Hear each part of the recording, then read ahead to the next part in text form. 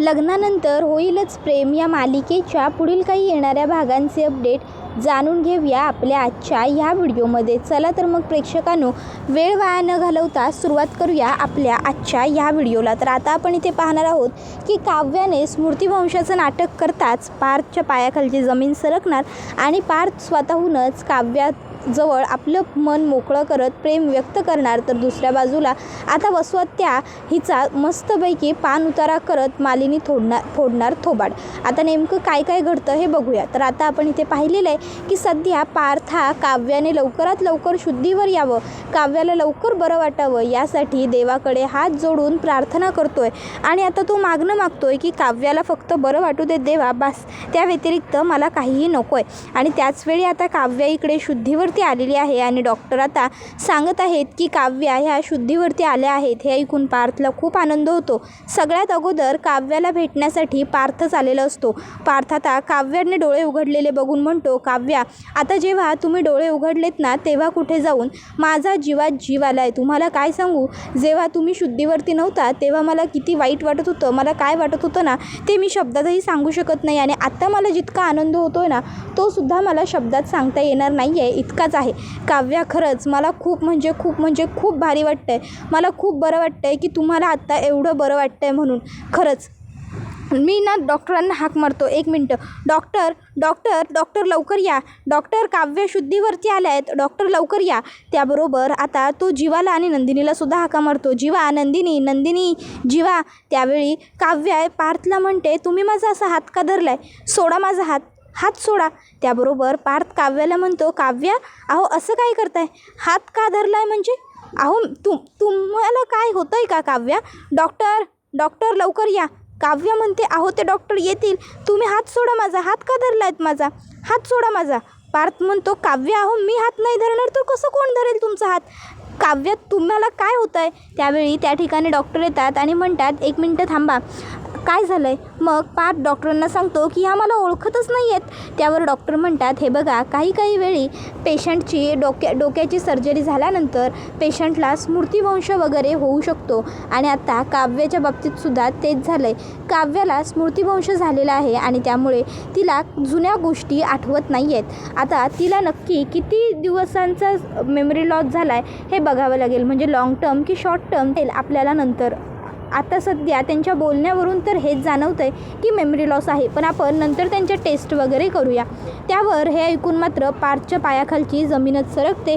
पार्थ म्हणत असतो की नाही, हे सगळं शक्य नाही आहे. माझ्या काव्याची मेमरी लॉस कशी काय होऊ शकते? आता कुठेतरी जाऊन आमच्या नवीन आयुष्याला, आमच्या नवीन संसाराला, नवीन नात्याला पालवी फुटत होती. सगळं व्यवस्थित घडत होतं आणि त्यातच हे सगळं, देवा का घडवतोस रे माझ्या नशिबात हे सगळं? आता कुठेतरी जाऊन मी काव्यांना माझ्या मनातल्या भावना सांगणार होतो. आता कुठेतरी जाऊन मी त्यांच्यासमोर माझं मन मोकळं करणार होतो, व्यक्त होणार होतो, माझं त्यांच्यावर असलेलं प्रेम मनापासून स्वीकारणार होतो. आणि आता हे सगळं तू का घडवलंस? देवा, काहीही कर, पण लवकरात लवकर माझ्या काव्याची मेमरी परत येऊ दे. लवकरात लवकर माझी काव्या बरी होऊ दे, अगदी पूर्वीगत होऊ दे. तिच्या पाठीशी उभा राहा देवा, तिच्या पाठीशी उभा राहा. पार्थ आता देवाकडे खूप प्रार्थना करत असतो काव्यासाठी. तो म्हणत असतो, मी काव्याला बरं वाटू दे अशी प्रार्थना तुझ्या दारात येऊन केली आणि तू माझी प्रार्थना ऐकलीसुद्धा. तुझ्या आशीर्वादाने काव्याला बरंसुद्धा वाटतं आहे, पण काय उपयोग जर काव्या मलाच ओळखू शकत नसतील तर? बाप्पा, काहीही कर, पण काव्याची स्मृती तिला परत दे. लवकरात लवकर काव्याला बरं वाटू देत रे. त्यावेळी मग लगेचच तिकडे जीवा येतो आणि जीवा आता पार्थला म्हणत असतो, पार्थ दादा, अरे काय चाललं आहे तुझं? तू जरा शांत हो प्लीज. रिलॅक्स दादा, रिलॅक्स, चिल डाऊन. ऐकून घे ना माझं मी काय म्हणतोय ते. हे बघ, तुला काव्याची काळजी वाटते वगैरे वगैरे सगळं मला कळतं आहे, पण म्हणून हा असा स्ट्रेस घेऊन काही होणार नाही आहे. आणि काळजी करू नकोस, काव्याला सगळं आठवणार आहे. काव्या बरी होणार आहे दादा, आपण तिला बेस्ट ट्रीटमेंट देऊ ना, होईल सगळं व्यवस्थित. काव्याला सगळं आठवेल, तिला तू आठवशील. त्यावर पार्थ म्हणतो, आठवेल नाही, त्यांना आठवलंच पाहिजे. काहीही झालं तरी मी नाही विसरून देणार त्यांना मला. हो, मी नाही विसरू देणार त्यांना मला. बस मला नाही बाकीचं काही माहीत, पण त्यांना मी आठवलंच पाहिजे. मी काव्याला सर्व गोष्टींची आठवण करून देईन, मी त्यांना सर्व गोष्टी सांगेन असं म्हणत आता पार्थ लगेचच काव्याकडे येतो आणि काव्याला येऊन तो म्हणत असतो, काव्या तुम्ही मला नाही विसरू शकत, नाही विसरून चालणार तुम्हाला मला, मी मुळात तुम्हाला मला विसरूच नाही देणार. मी कोण आहे असं विचारलंत ना तुम्ही, मग ऐका आता मी कोण आहे ते. मी तुमचा नवरा आहे काव्या. हो, लग्न झालं आहे तुमचं माझ्याबरोबर आणि माझं तुमच्यावर खूप म्हणजे खूप प्रेम आहे. आपण दोघंजणं तुमच्या UPSCच्या परीक्षेसाठी चाललो होतो आणि त्याचवेळी एक बाई आपल्या रस्त्यात आली आणि काही गुंड तिला त्रास देत होते, म्हणून तिची मदत करायला आपण तिथे गेलो आणि त्या गुंडांबरोबर माझी मारामारी झाली. त्यातल्या एकाने आपल्या गाडीची किल्ली काढून स्वतःच्या खिशात घातली आणि तो म्हणाला की गाडीची किल्ली देणार नाही आणि मी म्हटलं की मी गाडीची किल्ली घेणार तर तुझ्याच हाताने घेणार. मी त्याला मारलं, तो बेशुद्ध पडला. तो शुद्धीवर येईपर्यंत आपण दोघं तिथे बसलो. तो संध्याकाळी शुद्धीवर आला, त्याने आपल्याला किल्ली दिली. आपण तिकडनं निघत असताना त्याने तुमच्या डोक्यात मागून हॉकीची स्टिक मारली आणि तुम्हाला माहिती आहे ती स्टिक मारण्याआधी तुम्ही मला काय म्हणालं होतात काव्या, तुम्ही मला विचारलं होतं की मी माझ्या मनातल्या भावना तुम्हाला कधी सांगणार आहे, कधी मी तुमच्याजवळ व्यक्त होणार आहे. आणि आता काव्य मी तुमच्याजवळ माझ्या मनातल्या भावना बोलतो आहे, मी तुम्हाला सगळं खरं सांगतो आहे काव्या. I love you. माझं प्रेम आहे तुमच्यावर, माझं खूप प्रेम आहे तुमच्यावर आणि तुमच्याशिवाय मी नाही राहू शकत, नाही जगू शकत मी. त्यावेळी मग मात्र आता काव्या लगेचच हसते आणि पार्थला म्हणत असते, हे सांगायला किती वेळ घेतलात तुम्ही, तुम्हाला काय वाटतं खरोखर तुमची काव्या तुम्हाला कधी विसरू शकते का? त्यावर पार्थ म्हणतो म्हणजे? त्यावर काव्या म्हणते, आता एवढं तर लागलं होतंच, एवढं सगळं घडलं होतं म्हणून म्हटलं बघूया माझ्या नवऱ्याच्या मनात माझ्याबद्दल नेमकं आहे तरी काय, म्हणूनच मी नाटक केलं पार्थ. त्यावर पार्थ म्हणतो काय? त्यावर काव्या सांगते, हो काळजी करू नका, कुठल्याही पद्धतीचा स्मृतिभ्रंश वगैरे काहीही झालेला नाही आहे तुमच्या बायकोचा. मी अगदी व्यवस्थित आणि सुखरूप आहे, काहीच झालं नाही मला व्यवस्थित आठवतं आहे मीच तुमची बायको आहे, आपलं लग्न झालं आहे वगैरे सर्व गोष्टी अगदी व्यवस्थित बारकाईने माझ्या लक्षात आहेत. आणि पार्थ मी तुम्हाला कधी विसरूही शकत नाही, समजलं ना? अगदी माझा जीव जरी जात असला ना तरीही तुम्हीच माझ्या लक्षात शेवटपर्यंत असाल. पार्थ म्हणतो, काव्या काय बोलताय हे सगळं? त्यावर मग काव्या म्हणते, पण मला आता तुमच्याकडून एक शब्द हवा आहे. पार्थ, आता माझ्यावरचं प्रेम व्यक्त केलं आहे, कायम माझ्यावर तितकं आणि तसंच प्रेम करत राहाल ना? पुन्हा कधी माझ्यावर नाराज होऊन नाही ना बसणार तुम्ही? त्यावेळी पार्थ लगेचच काव्याच्या हातात हात देतो आणि काव्याला म्हणतो, नाही, आज मी तुम्हाला शब्द देतो काव्या, आजच्या नंतर हा पार्थ देशमुख अगदी काहीही झालं ना तरीही तुमच्यावर कधीच नाराज होणार नाही. आणि जरी मी तुमच्यावर नाराज झालो तरीही मी तुमच्यावर रुसणार नाही, रागवणार नाही आणि गप्प तर मुळीच राहणार नाही. मी कायम तुमच्याबरोबर बोलत राहीन काव्या, खरंच शब्द आहे माझा. त्यावर काव्या म्हणते, बास, आता हेच तर हवं होतं मला, आयुष्यभर तुमची साथ, बास, त्या व्यतिरिक्त मला काही नको आहे पार्थ.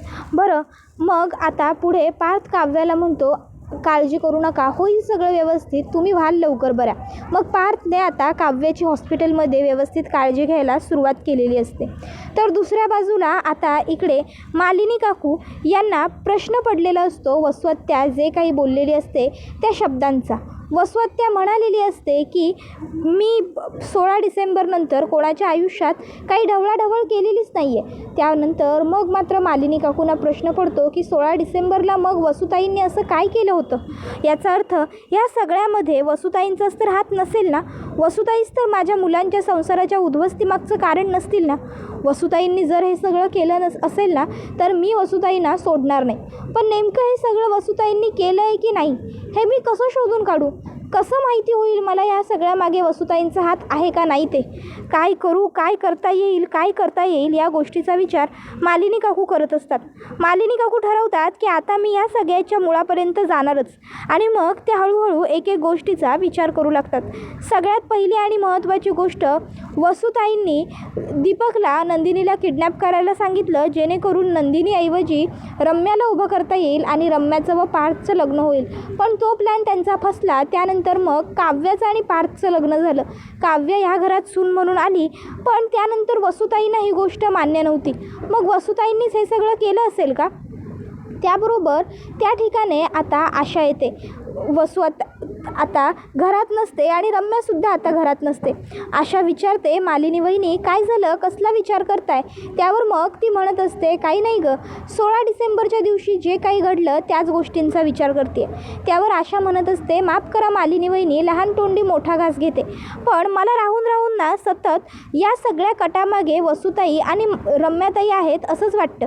म्हणजे बघा ना, 16 डिसेंबरच्या दिवशी एवढं सगळं घडलं, त्यानंतर घरात सगळ्यांना एवढा मोठा धक्का बसला, पण वसुताई आणि रम्याताईंना मात्र काहीच फरक पडला नाही. त्या अगदी शांतच होत्या की.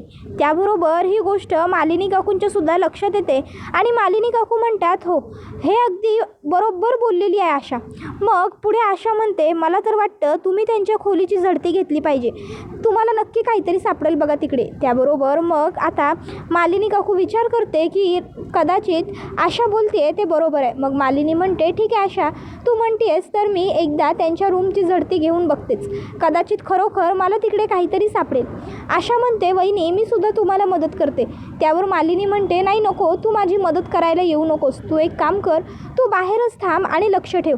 वसुताई किंवा रम्या जर घरी आल्या तर मला सांग, कळलं ना? त्यावर ती म्हणते हो. आणि मग लगेचच आता मालिनी काकू वसुआत्या आणि रम्याच्या रूममध्ये येतात.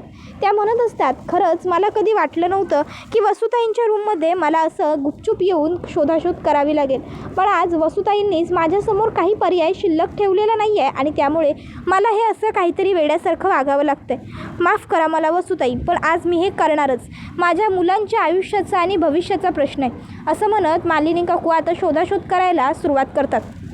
आता शोधाशोध करताना तर मालिनी काकूंना काहीच सापडत नसतं. मालिनी काकू म्हणत असतात की छे, इथे तर मला काहीच सापडलं नाही आहे. इतक्यात मालिनी काकूंना ती सूटकेस दिसते, ज्या सूटकेसमध्ये आता ते सगळे फोटो वगैरे असतात, जीवाने काव्याला दिलेली गिफ्ट वगैरे असतात. ती सूटकेस बघून वसुआत्यांना आणि रम्याला ही सूटकेस घेऊन मालिनी काकूंनी घरी येताना पाहिलेलं मालिनी काकूंना आठवतं. मालिनी काकूंच्या लक्षात येतं की या सूटकेसला त्यावेळी एक चाक नव्हतं. मग मालिनी काकू ती सूटकेस कसली आहे हे बघण्यासाठी खेचून बाहेर काढतात. आता ती सूटकेस तर फारच जड असते. मग मालिनी काकू सूटकेस उघडतात तर त्यावेळी सूटकेसमध्ये त्यांना ते सगळे फोटोज, गिफ्ट, जीवाने लिहिलेल्या काव्यासाठीच्या कविता वगैरे सगळं काही सापडतं. मग ते सगळं बघितल्याच्या नंतर आता मग मात्र वसुआत्या आणि रम्या यांचा कट मालिनी काकूंच्या लक्षात येतो. मालिनी काकू म्हणतात, याचा अर्थ या सगळ्याच्या मागे रम्या आणि वसुताईच आहेत. तर मग पुढे मालिनी काकू खात्री करून घेण्यासाठी त्या सुटकेसच्या चाकांकडे बघतात तर त्या सुटकेसचं एक चाक गायब असतं. एक चाक तेच गायब असतं जे मालिनी काकूंना जीवाच्या रूममध्ये सापडलेलं होतं आणि जीवाने त्यांना सांगितलेलं होतं की हे चाक मला आपल्या फार्म हाऊसवर सापडलं.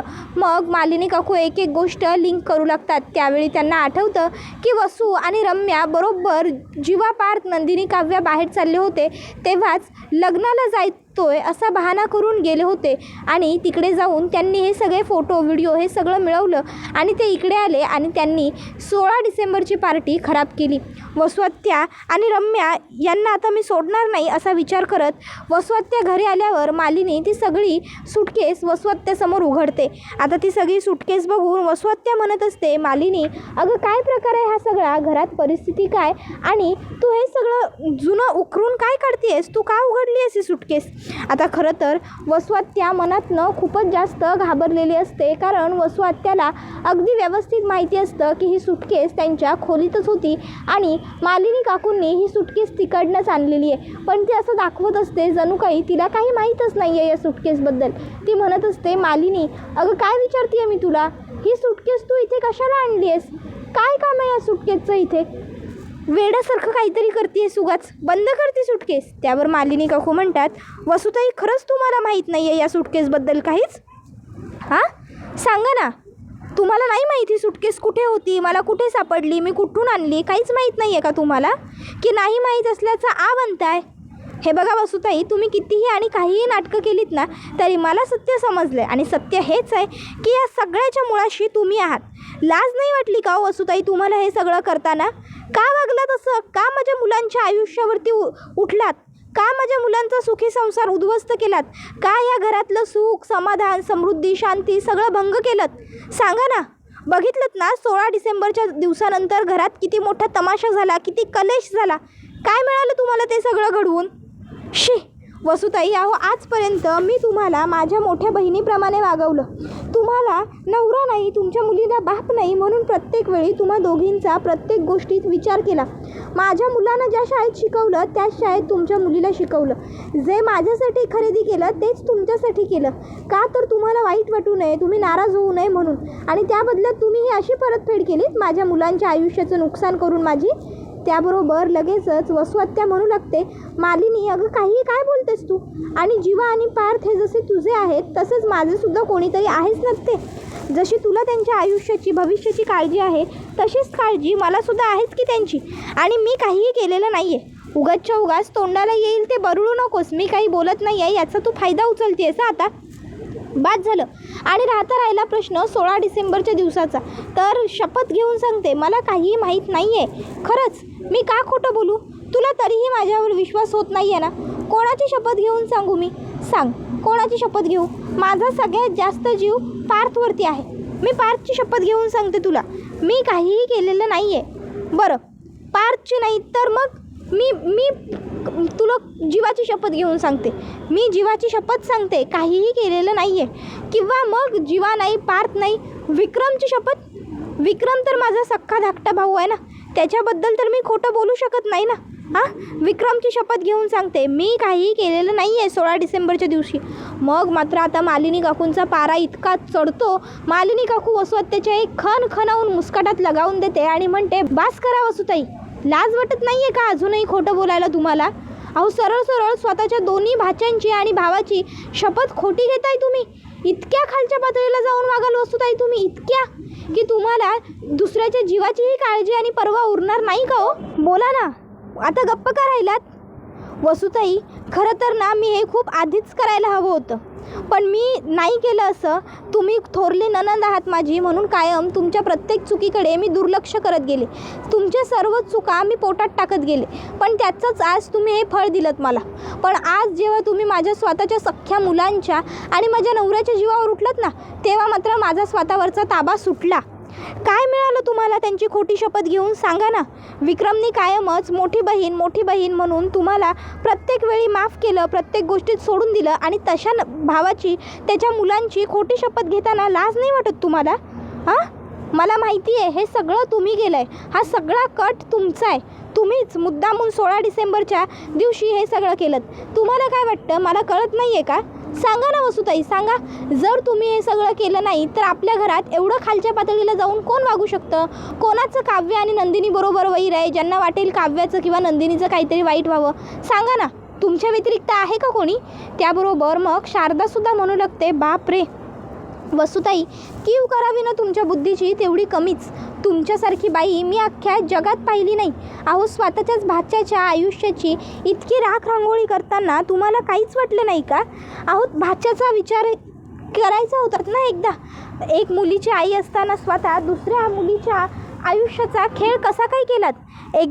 एकदा तुमच्या रम्याच्या जागी माझ्या काव्याला आणि माझ्या नंदिनीला ठेवून बघायचं होतं तो. मग तर कमीत कमी तुमचा हात धजावला नसता माझ्या मुलींच्या संसाराचा असा खेळ मांडताना.